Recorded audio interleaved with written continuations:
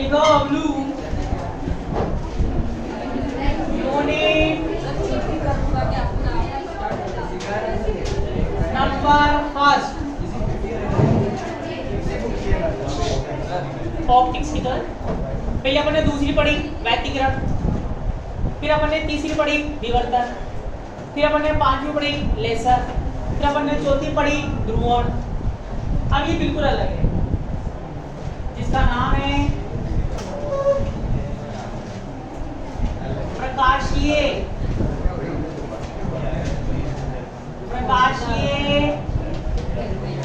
ज्यामिति। प्रकाशीय ज्यामिति, प्रकाशीय ज्यामिति।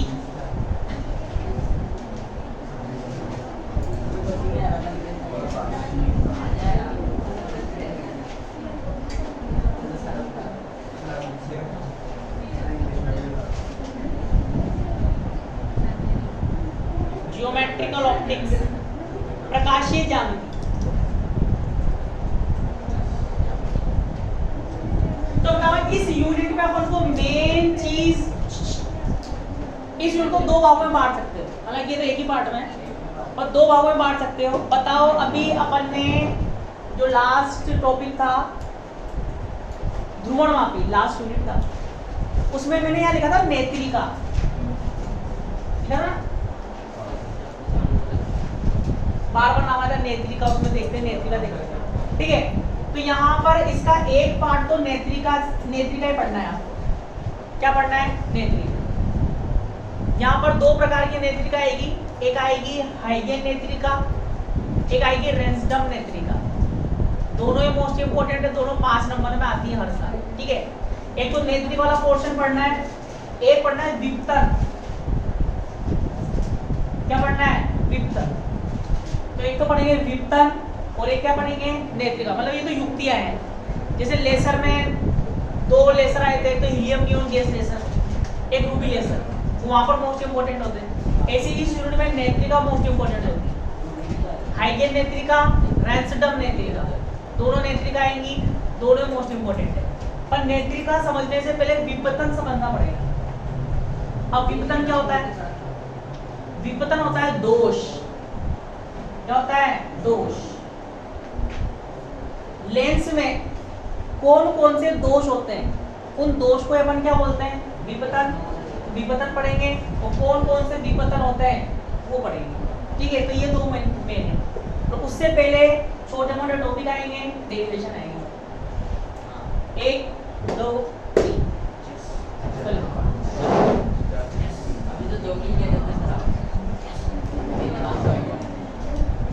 देखो पहला टॉपिक इसका छोटा सा,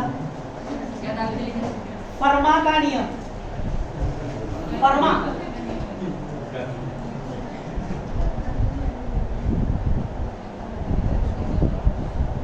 फर्मा का नियम।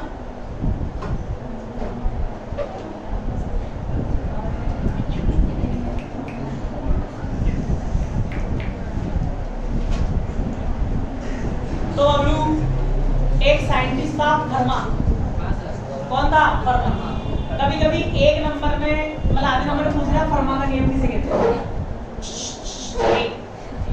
तो कभी कभी आधे मार्क्स से पूछेगा फर्मा के नियम को परिभाषित करो। तो फर्मा का नियम कुछ भी नहीं है। तो फर्मा ने कहा कि प्रकाश का वही गुण होता है जो विद्युत धारा का होता है। प्रकाश का वही गुण होता है जो विद्युत धारा का होता है।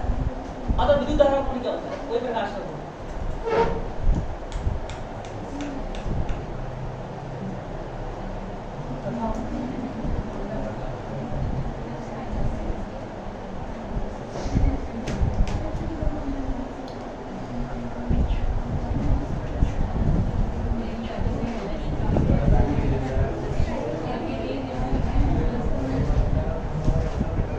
गेट पढ़ा आपने? गेट, नोट गेट पढ़ा? नोट गेट क्या होता है? Note gate.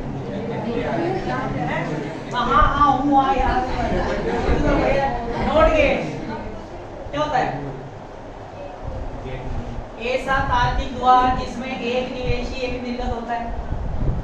A2 के A का बार मिलेगा, 70 60 बनाओगे, 0 दोगे 1 मिलेगा, 1 दोगे 0 मिलेगा। ये होता है। इसका विद्युत परिपथ क्या होता है?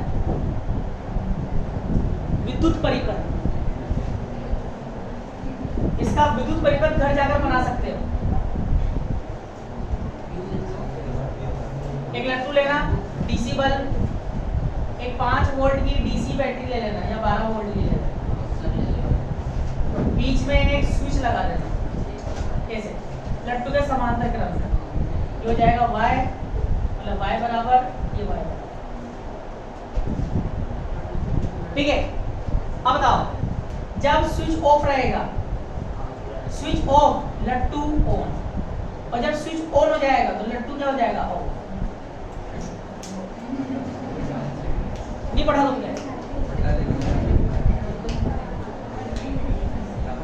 ऐसा कैसे हो रहा है इसमें? उल्टा मत जाना।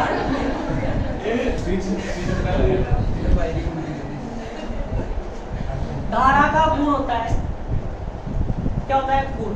धारा हमेशा उसी पथ पर गतिमान होना चाहती है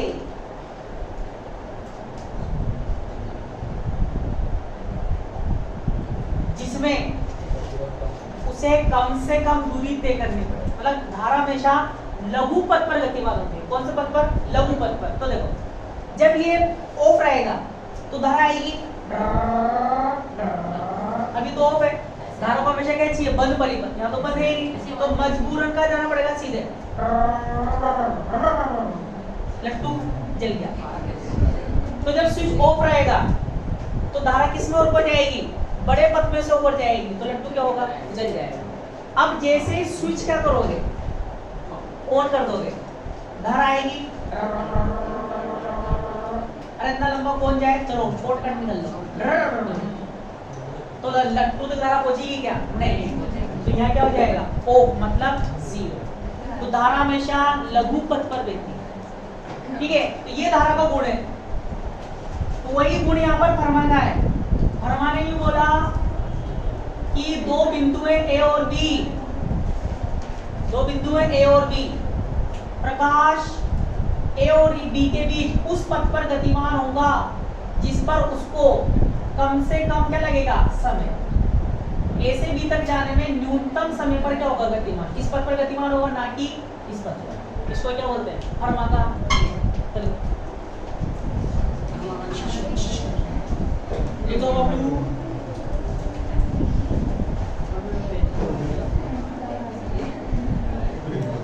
फ्रांसीसी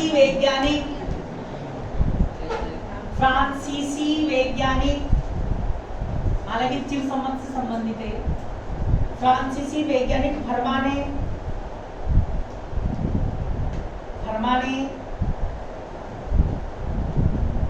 1658 में प्रकाशीय किरणों द्वारा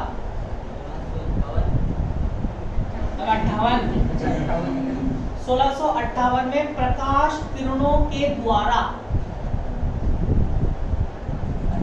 अपनाए गए पथ के लिए,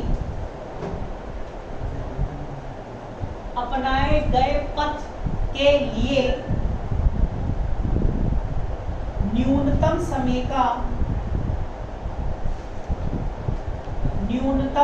का नियम दिया, न्यूनतम समय का नियम दिया। इस नियम के अनुसार, इस नियम के अनुसार एक बिंदु से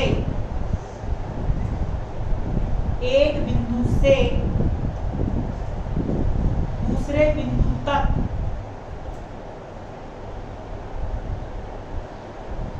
एक बिंदु से दूसरे बिंदु तक पहुंचने के लिए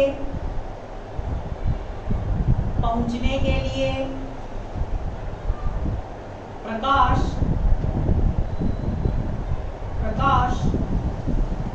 उस पथ पर गतिमान होता है विमान होता है जिसमें लगा समय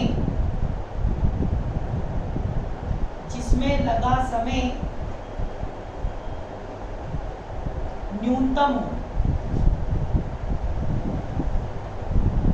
जिसमें लगा समय न्यूनतम हो। अब देखो इसका पहला टॉपिक,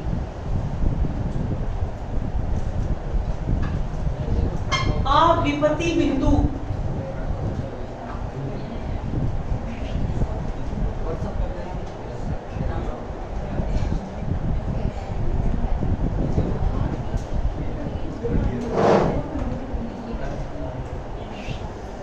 अविपति बिंदु अविपति बिंदु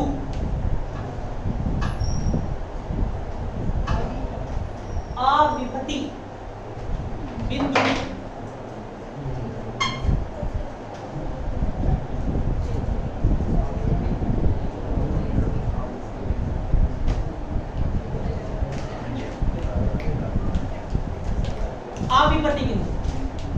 अब ना अविपति बिंदु क्या होता है, पहले परिभाषा लिखेंगे फिर सिद्ध करेंगे। सुनना ध्यान से, बताओ ये क्या है मुन्ना? लेंस। क्या है? लेंस। लेंस के बाहर कौन सा माध्यम? विरल। अंदर सघन, बाहर विरल। तो लेंस के कितने गोलीय पृष्ठ होते हैं? दो, एक तो एबीसी और एक एडीसी। तो एबीसी जो गोलीय पृष्ठ है, एबीसी जो गोलीय पृष्ठ है कौन कौन से भाग को अलग कर रहा है? विरल और सघन। एडीसी गोलीय वाला सघन और विरल। तो यहाँ पर अपन एक गोलीय पृष्ठ ले लें, कौन सा? एक। तो अविपति बिंदु क्या होते हैं? मान लो मुख्य अक्ष के अनुदिश कोई बिंब रखा है O। क्या रखा है? बिंब रखा है O। ये क्या है इसका? C। C मतलब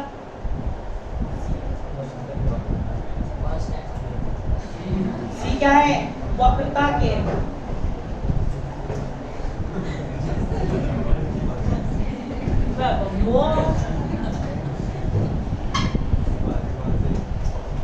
ये क्या है? लेंस। लेंस का वह बिंदु जिससे गुजरने वाली प्रकाश किरण अविचलित सीधे गुजर जाए, क्या कहलाता है? प्रकाश केंद्र। क्या कहलाता है? प्रकाश केंद्र। दर्पण में बोलते हैं बेटा ध्रुव, इसमें दर्पण में। लेंस में क्या बोलते हैं? प्रकाश केंद्र। और बताओ ये जो लेंस है कितने गोलीय पृष्ठों से मिलकर बना है? दो से। एक गोलीय पृष्ठ ये, एक गोलीय पृष्ठ ये, ठीक है। इस वाले गोलीय पृष्ठ का केंद्र वक्रता केंद्र C1, उस वाले का वक्रता केंद्र C2, ठीक है। ये तो क्या है? वक्रता केंद्र। वक्रता केंद्र और प्रकाश केंद्र को मिलाने वाली रेखा क्या कहलाती है बबलू? मुख्य अक्ष। मुझे ये पता नहीं होगा तो फिर आगे क्या समझ में आएगा, ठीक है। और प्रकाश केंद्र और वक्रता केंद्र के बीच की दूरी क्या कहलाती है? वक्रता त्रिज्या R1। और ये वाली वक्रता त्रिज्या R2। मुख्य अक्ष पर स्थित ऐसा बिंदु जहां पर रखा बिंब से चलने वाले प्रकाश किरणें मुख्य अक्ष की क्या हो जाती है? समांतर। क्या कहलाता है? प्रथम फोकस बिंदु। प्रथम फोकस बिंदु। और समांतर आने वाली प्रकाश किरणें जिस बिंदु से गुजरती हैं वो क्या कहलाता है? द्वितीय फोकस बिंदु।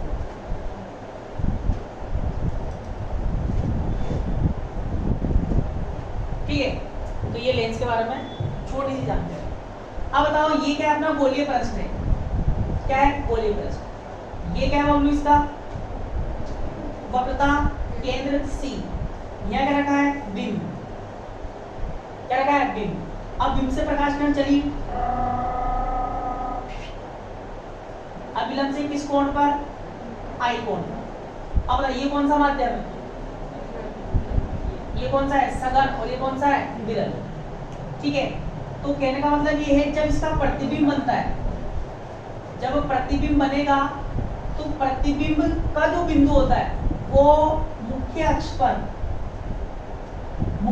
पर ही स्थित होता है। मतलब आपको सिद्ध करना है कि जो प्रतिबिंब किरण है, प्रतिबिंब किरण को पीछे बढ़ाएंगे तो प्रतिबिंब किरण मुख्य अक्ष को जिस बिंदु पर काटती है उस इन दोनों बिंदुओं को आपस में क्या बोलते हैं, अविपति बिंदु। मतलब प्रतिबिंब किरण का जो बिंदु होता है वो कहाँ मिलता है, मुख्य अक्ष पर मिलता है। किसके पीछे मिलता है, बिंब के पीछे मिलता है। तो ये दोनों बिंदु क्या कहलाते हैं, अविपति बिंदु। तो आपको ये सिद्ध करना है कि जो प्रतिबिंब किरण का जो बिंदु मिलेगा वो कहाँ मिलेगा, मुख्य अक्ष पर ही मिलेगा।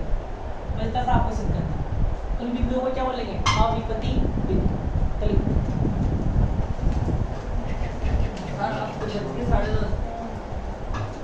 देखो, किसी अपवर्तक गोलीय पृष्ठ का, किसी अपवर्तक गोलीय पृष्ठ का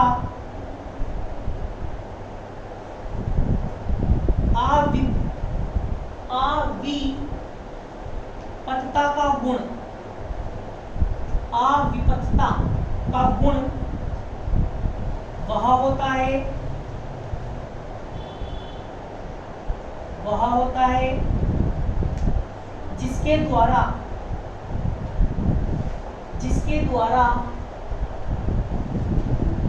इसके अक्ष पर स्थित, जिसके द्वारा इसके अक्ष पर स्थित किसी बिंदु प्रकाश स्रोत से,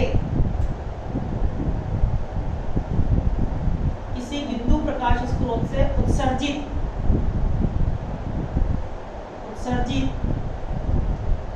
सभी प्रकाश किरणों के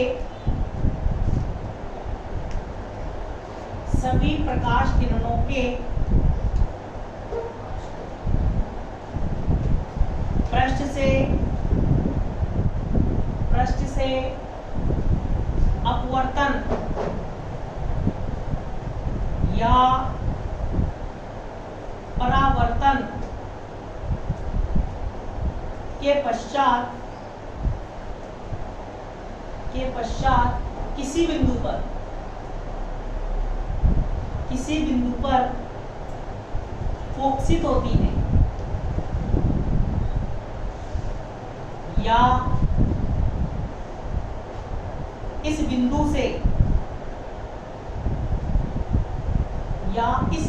से आती हुई प्रतीत होती है, तो ये दोनों बिंदु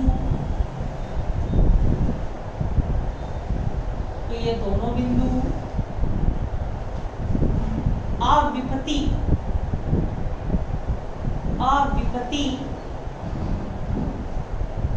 बिंदु कहलाते हैं।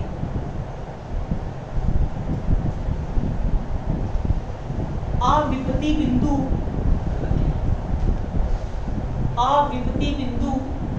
आगे लिखो, अविपति बिंदु गोलीय विपतन पढ़ेंगे आगे। गोलीय विपतन का मतलब गोलीय दोष, गोलीय विपतन से मुक्त होते हैं, मतलब इसमें दोष नहीं पाया जाता। गोलीय विपतन से मुक्त होते हैं।